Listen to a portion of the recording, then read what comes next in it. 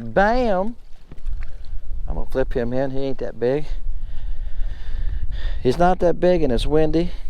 Y'all can tell. I turned my back to the wind. Well, I turned my back to the wind to change his direction. He's a baby. Guys, I haven't seen any big fish yet. I just got out here. Actually, I'm playing with my depth finder a lot. I've been sitting here playing with different colors. Yeah, he might be 7.5. Playing with the color scheme on it. I'm having a hard time seeing it, and I think a lot of it, y'all can see what I got it on now. There's a couple fish right there. That's where that one came from. That's all right. I bet the fall, didn't I? You got to watch that spotlight, guys. When it's windy like this, it'll let you drift a little ways, then it corrects itself. Yeah, you gotta be ready. I'm having trouble seeing it. Everybody was saying that the glare on this one is not as bad as it was on the 9SV I had, but I think it's my sunglasses, because I take my sunglasses off, I can see it. I put my sunglasses back on, I can't see it. And I can't go without sunglasses. I can't take that sunshine coming off that water on my eyes. My eyes will not take it.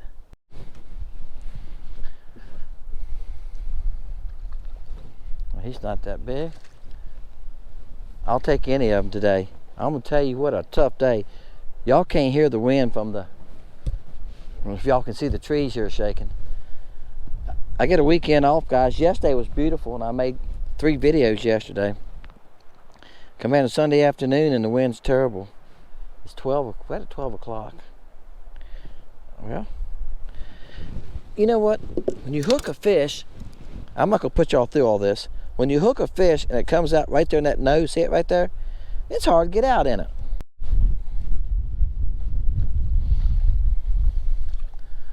Bam, I tell you guys, what a tough day. I've had more fish today run from my bait, run from the trolling motor. He's a baby. Run from the trolling motor. Wow. I was sitting there thinking, holla guys, it's one of these days you just turn and go home, I think. We're gonna see if we can catch a few fish. I was gonna try to make a pour to catch, but the fish are so particular today. I'm throwing a couple different colors. That was ice. I mean, excuse me, that was snow. Yeah, it was ice. I have to go back and look at my bait. That was ice in the tadpole. I caught the last one on a, caught one on a spark. I caught one on a silver bullet with a blue tail. So I'm flipping this into the side. I had it swimming. It's tadpoles you can rig either way. So let's see if what can we do when the bite is tough. We've had, y'all can see the water chopping, the wind's just blowing.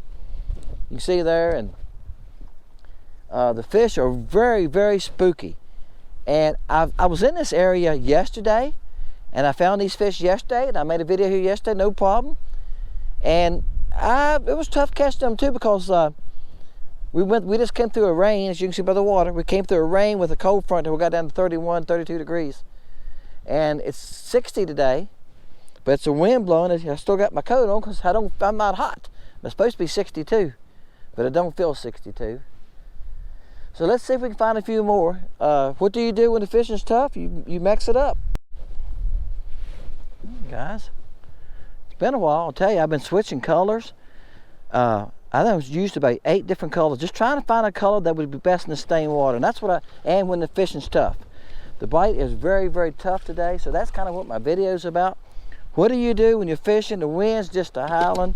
It's supposed to have been 10 to 15 today, and I usually don't go when it's that bad, guys, but sometimes you just gotta get out there and go if you're running short on videos, right? So I've been using a lot of colors. That's a nice fish. Look at that. Bam. Can you say thumbnail? He's 12 inches. All right. Full of eggs too. The winds just turn me in circles. It has no direction. It's been blowing this way all evening, and now I'm looking around. Now I don't think it knows which way it's gonna blow. You can see the trees just a rocking. So what do? I've been struggling, guys, to catch fish. I'm seeing fish, I'm throwing at fish, but when your boat's going like this, I can't keep the bait in the live scope, The fish are moving some. So I'm just random casting a lot. I've had a lot of hits that I haven't hooked up to, where they're not committing, they're just tail biting it. So I've been going through a lot of colors, and it seems like right now, I caught one on spark. I've caught a bit of colors y'all have seen so far. This is Virginia shad blue tail. I've tried different head colors too, red, blue. It seems like right now, if it doesn't have blue in it, they don't want it. Some of the clear water colors that should work really good, like ice stuff, I've caught a couple with. They'll follow it, but they won't take it. I even went to a little bit in ice, and boy, they was all over it, but nobody would commit to it. They'd follow it, the whole pack would follow it. So when they're following like that, I just take it away from them anymore, because you're not going to catch them. One of the best crappie fishermen in Mecklenburg County and I were talking about it the other day, about that. And he says, he knows I'm talking about him. He said, you're right. He said, if they follow you 10 or 15 feet, very, very seldom you'll catch them. I'm not saying you won't catch them, because I've caught some of us following me clean to the boat and they hit it. I've done that. Done a couple of weeks ago. But 50-50 once they follow you 10 feet or so. It's 50-50 or less for them to hit you. All right, let's see if I can find a couple more. It was like 4 together that time too, and that's a plus. If I can catch 3 or 4 together, sometimes they'll bite out of the competition, but they're not hungry at all day. They're not interested. Yesterday, I caught a bunch of fish. Today, they're not interested. Okay guys, I'm gonna try to show y'all. Right here they are. I had to put this screen, this is called blue, I think. I had to put it on blue so I could see it. I'm having trouble seeing the screen on this thing from the glare. And I think some of it's my sunglasses. Once I take it off, I can see it better. But I can't go without sunglasses. That's the fish right there. There's 2 right here. The thing has a good picture. I just got to turn the sensitivity up a lot to see my bait at 35, 40 feet. You can see right here, I'm 35 feet, it's closest one. They go up to like 42. That's why I just caught that one. If I get any close like these right here, they won't bite me. I can tell you right now, they won't bite me. I'm not even gonna fish with them, fish at them. They will not bite me. That's how picky I am today, because I'm only in 11 foot of water. They know I'm here. And that's what I say this a lot. Let me get it back on them. There it is. I say this a lot. They're very, very picky. When they're picky like this, on this lake, you're not going to vertical jig them. There's times you can vertical jig fish, but this lake, I'm going to tell you what, these fish get beat so much. I done seen 4 or 5 boats go by in the last half an hour, last hour, let's say, go by the mouth of the cove, and they're all crappie fishermen. And I've seen 4 or 5 boats when I put my boat in the water that was out there trolling and stuff. When these fish been beat that much, they're hard to vertical jig. They know something's going on. They know they're seeing a lot of baits. You know what I'm saying? They're very picky. I've had fish run from my baits, get out of the way. Now they're, like I said, they're 30. My boat's moving a lot. They're 32 to 35 feet. Here's what helps me. See this handle? They're in line with this handle, so I can line myself with this handle. And I gotta allow for the wind. The wind's that bad. My wind will take my bait 5 feet this way. That's the way it's blowing. All right, see the way the boat's facing? That's the way it's blowing, because I got spot lock on. All right. That's what I'm doing. I'm trying to find the fish. Now, I can't see my bait. I'm just gonna start reeling slow. There's one right there. Wow. Now look guys, like I said, I done been through a lot of colors. I bet I'd have been through six or 7 colors in the last 15, 20 minutes. And most of the colors, they wouldn't even smack at them, or they'd fall out a little way and quit. I even tried the silver bullet, which is a great color here. And I think I caught one on it, and then they got where they wouldn't follow it. And the silver bullet is a better clear water bait, guys. It's a grayish color. It's a real super dark smoke is what it is, with a silver tint to it. So I know some of y'all thinking that water's stained. Why they hit that? Because it's looking real to them. It's looking like a real minnow. When they're that picky, guys, I've tried pinks. Yep, I tried this one right here. You think that would draw their attention? Pink's usually good and stained water, right? Nope. But they wouldn't even follow it. I even never got a follower on it. I threw it 6 or 8 times and I quit. Like I say, you name it. I've tried chartreuse. I caught one on the spark earlier. Very picky today. All right, guys, I found another one. And I done threw at probably 10 fish. I just threw at one here in open water that ran from it. And then one followed me. Like I said, when he followed me, I just finally took it away from him. That's a decent fish. Bam. When I think they're decent fish, I'm going to net him. Yeah, he's a nice one. Real nice one. He's about 11 inches. That's a nice fish. I notice when I edit videos sometimes, guys, I got them down here. I'm trying. The closer I get this fish to the camera, the more in line it's got to be with this viewer. Because it don't take much. I can move it 1 inch and y'all can't see it. I know that. And you think as long as I've been doing this, I'd have it down, wouldn't you?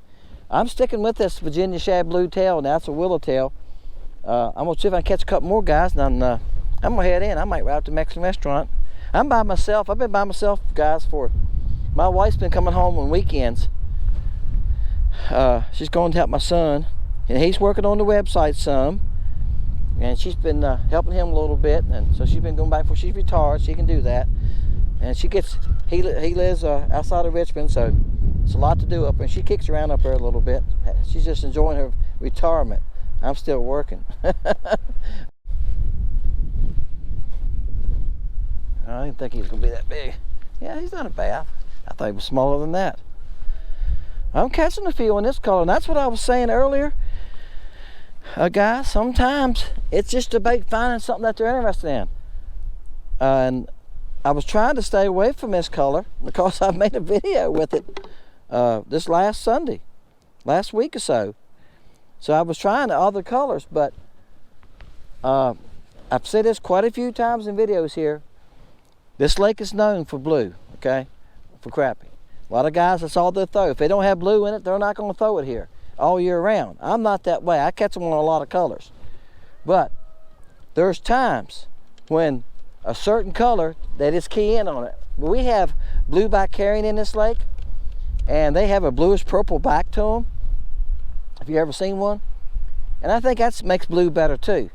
But stained water, blue is good in stained water. Blue boy would be the perfect bait to use right now. If I was going to just pick one bait, if I was fishing a tournament, or if I just want to catch fish today, I'd have went with blue boy willowtail, blue boy fluke, maybe rig that up too, a couple different ones, bodies, maybe the juniors, and this fish. That's all I'd fish, because I've caught so many fish in this light stained water with blue boy. I know it's excellent for that, and it's excellent for clear water.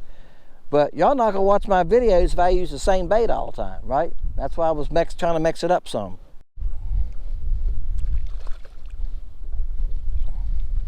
Bam. All right, guys. It's been a little while. I'm gonna tell you why. I'm gonna tell you why.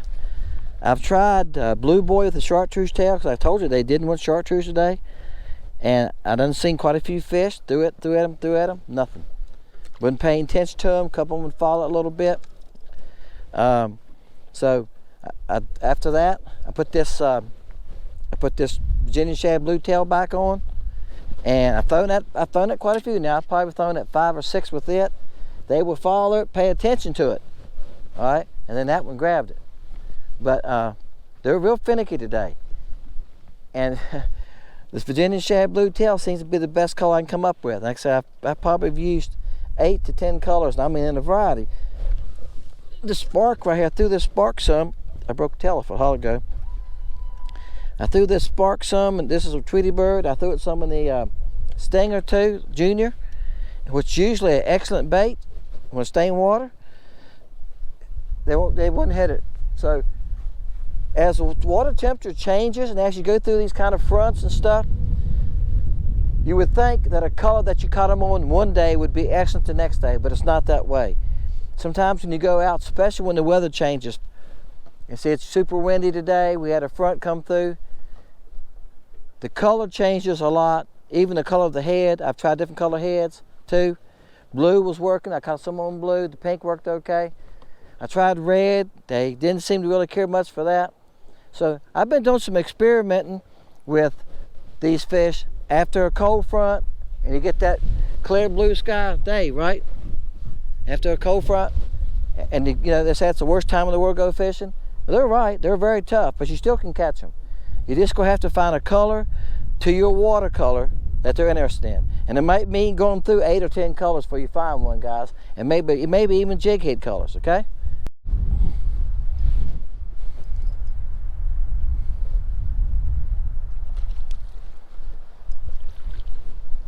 Bam. I'll tell you another thing too, guys. I'm gonna tell you a thing or two.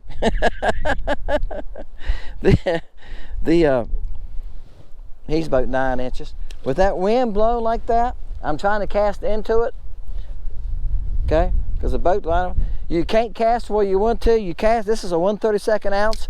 I've tried to use the 1/16. The 1/16, I'm gonna turn my back to the wind, guys. The 1/16 won't work because it's falling too fast and they won't chase today. When I bring it past them, I'm having trouble. I gotta reel it fast because it keeps wanting to go below them. You get below them, they won't bite it when it's below them. You gotta keep it above them. And so I gotta move it faster through the water column like this, right? And they won't pay attention to it. They'll turn around and go back right away. They'll come up and fall at 6 or 8 inches, maybe a foot or so, and they'll turn and go back. The 1/32 is almost too fast, but it's doing better. A 1/48 would be better today. When the bite is slow like that, the slower you move this bait, the better off you are. And I can tell you that from watching the live scope. But a 1/32 is tough enough because I'm trying to get the fish at 35 to 40 feet. And I've got to cast down like this close to the water is what I'm doing a lot of times. I'm holding my rod down like that and trying to cast out 35, 40 feet because if I cast up in the air overhand, the bait just stops in the air and comes back at me or stops real short, 20 feet or 25. Yeah, y'all know what I'm saying. The wind just stops. It's that bad. All right, guys. All right, guys, found another one. I'm in the same cove. I'm just running around in circles. See that I'm pretty close to being in the back of it now. It's probably, after that bank right there is probably 50 yards. That's about it. But the wind's just howling. I mean howling. All right. These are males that have come back in here to spawn. All right, guys, I'm gonna call it. Like I say, it's a super tough day, but I hung in there, stayed after it, and tried to figure them out. There was a couple times I thought, I'm just gonna go home. I mean, it was that bad that I was casting and trying to keep my boat still. You see my boat done turned sideways already. I was facing this way. When you got that much wind, an aluminum boat pushes around easy anyway, right? And the higher you're off the water, the easier the boat's gonna push around. But I don't care what kind of boat you got. If you got a windy day, it's gonna push you around. And it makes it really tough with a live scope. I don't have to move this handle, guys, but just like that, and the fish is out of the live scope. So when the boat's moving, the live scope's really tough. What I'm doing is just spotting where I can see the fish, like I showed you earlier, and I'm casting at them. And trying to keep the boat still enough. It's hard for me to run spot lock. I run spot lock a good bit. It's running now. You can see the boat's still moving. Some of these fish, once they got close to the boat, let's say less than 25 feet, they would turn and go off because they could hear a spot lock running.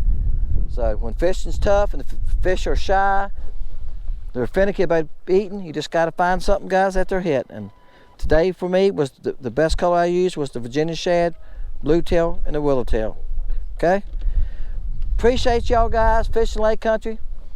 If you haven't checked out the web store, lakecountrybaits.com, check it out.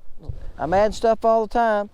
And by the time you see this video, the tail colors, it's like this Virginia shad, should be on there. It's called herring.